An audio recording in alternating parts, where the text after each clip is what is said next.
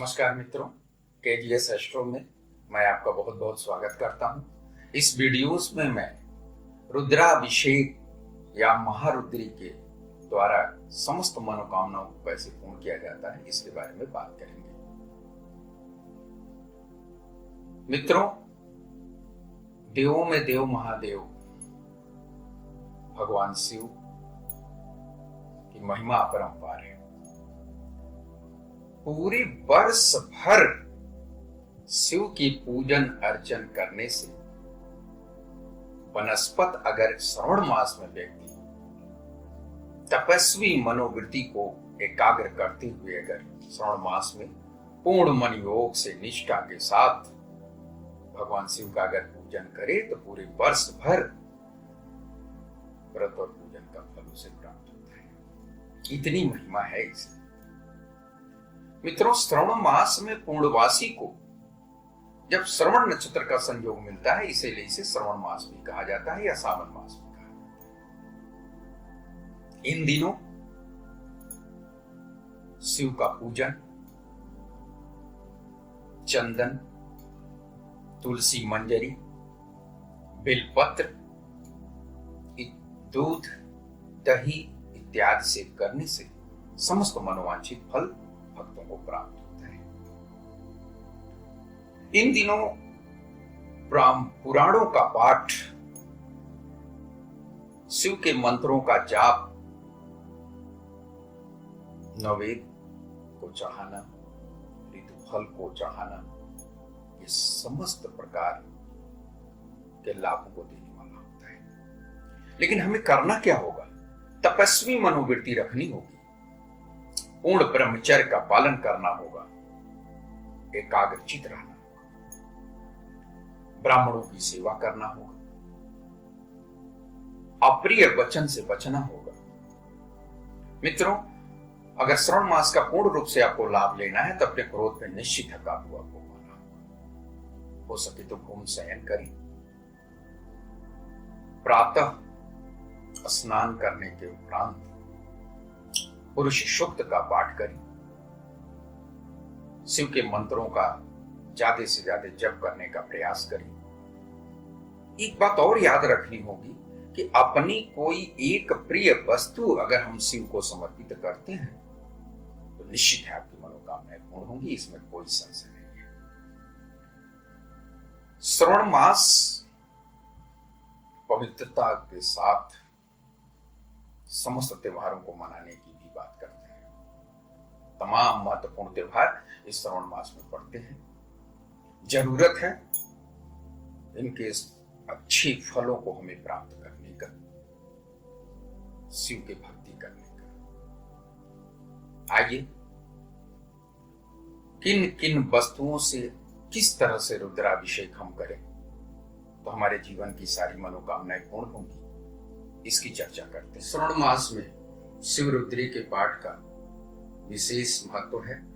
इसके पाठ के द्वारा हमें क्या क्या फल प्राप्त होते हैं इसके बारे में हम आपको बताने जा रहे हैं। सर्वप्रथम स्नान के उपरांत शिवलिंग को पंचामृत से स्नान करवाएं। ज्यादा से ज्यादा शिव के पंचाक्षरी मंत्र का, ओम नमः शिवाय का मानसिक जप करते रहें। सुयोग्य ब्राह्मणों के द्वारा महारुद्री या रुद्र अष्टक अध्याय का पाठ करवाएं। मित्रों, एक पाठ अगर हम करवाते हैं रुद्र अष्टक अध्याय के तो बाल ग्रहों की शांति होती है। 3 पाठ अगर हम करवाते हैं तो विभिन्न प्रकार के उपद्रवों का शमन होता है। 5 पाठ अगर रुद्राष्टक अध्याय का हम करवाते हैं तो अरिष्ट ग्रह जो हमें परेशान करते हैं इनकी शांति होती है। 7 पाठ से समस्त प्रकार के भय का निराकरण होता है।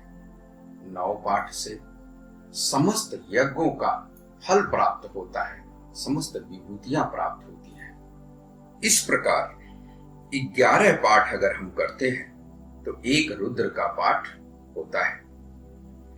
3 रुद्र पाठ से समस्त कामना की सिद्धि और शत्रुओं का नाश होता है। 5 पाठ करने से शत्रु और स्त्री का वशीकरण, 7 से सुख की प्राप्ति, 9 से पुत्र की प्राप्ति, पौत्र, धन, सुख और समृद्धि की प्राप्ति होती है। इस प्रकार 9 रुद्रों से एक महारुद्र का फल प्राप्त होता है, जिससे राजभय का नाश, समस्त प्रकार की प्रशासनिक पीड़ाओं का शमन, शत्रु का उच्चाटन, धर्म अर्थ काम मोक्ष की सिद्धि और विशेषकर अकाल मृत्यु से रक्षा, आरोग्य, यश और धन संपदा की प्राप्ति होती है। 3 महारुद्रों से असाध्य कार्य की सिद्धि होती है। 5 महारुद्रों से राज्य कामना की सिद्धि होती है। 7 महारुद्र से सप्त लोकों की सिद्धि और 9 महारुद्रों के पाठ से पुनर्जन्म से मुक्ति प्रदान होती है।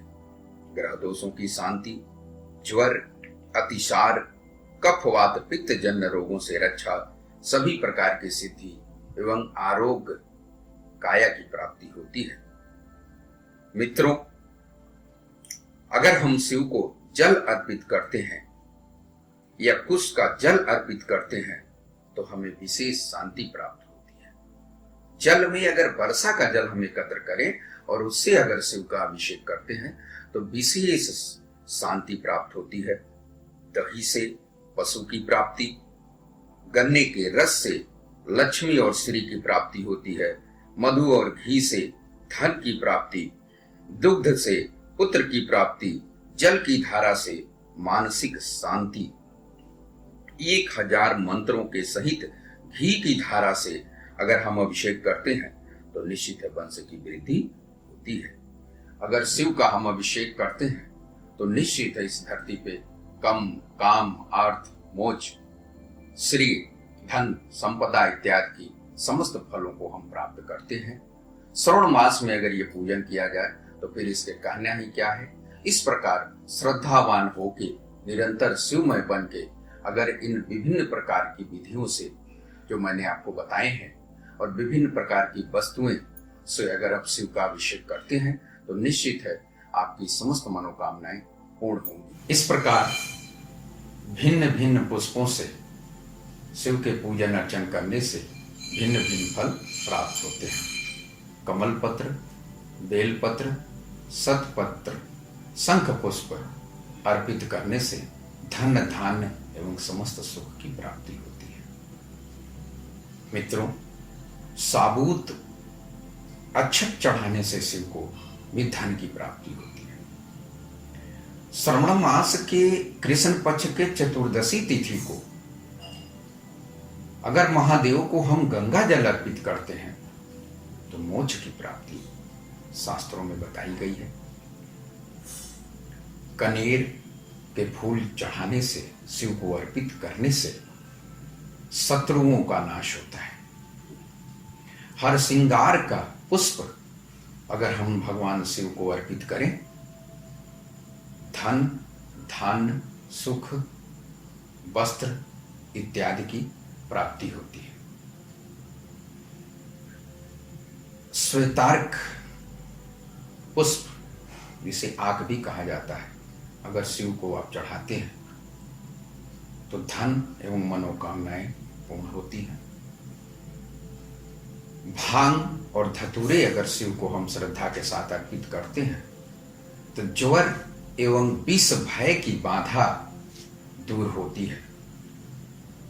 मित्रों, चंपा और केतकी का पुष्प भूलकर भी महादेव को नहीं चढ़ाना चाहिए। इस प्रकार श्रद्धावान होकर श्रावण मास में पूर्ण मन योग से शिव का महारुद्री या रुद्राभिषेक का पाठ अगर हम करवाते हैं या अभिषेक की क्रिया को पूर्ण करवाते हैं, जो समस्त प्रकार से मानव जाति का कल्याण करने, पूर्ण मन योग से भगवान शिव को पूजन, अर्चन, वंदन, व्रत इत्यादि करते हैं तो हमारी समस्त मनोकामनाओं पूर्ण होती हैं। अभिषेक या महारुद्र या महारुद्री का पाठ अगर हम करवाते हैं तो देवों में देव महादेव हमारी समस्त प्रकार की इच्छाओं को पूर्ण करेंगे। नमस्कार।